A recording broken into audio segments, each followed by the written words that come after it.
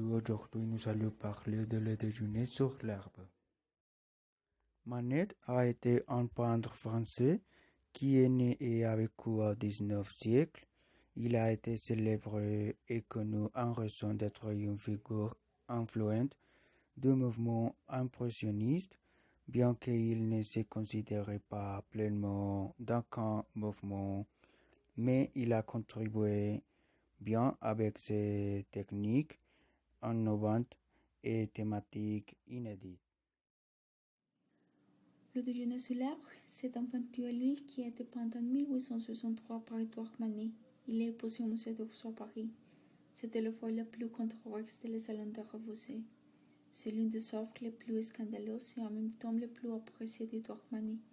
Dans cet ouvrage, l'auteur reflète sa lutte pour la libération de l'acte. Ce n'est pas une peinture à l'huile sous son social ou politique, mais c'est une affirmation en faveur de la liberté individuelle de l'artiste. Le scandale provoqué par une femme nue déjeunant négligemment avec deux hommes entièrement vêtus qui offensaient la moralité de l'époque était accentué par le fait que le personnage était reconnaissable. Nous croyons que la peinture cherchait à provoquer les spectateurs avec une femme nue. Dans les scènes de la peinture, la liberté d'expression de l'artiste est défendue. D'une part, il est possible que la nudité de la femme signifie de la liberté, et d'autre part, la femme au fond transmettre un rejet ou un acte symbolique de soumission. Pour ça, est-ce qu'on sent un peu de la confusion?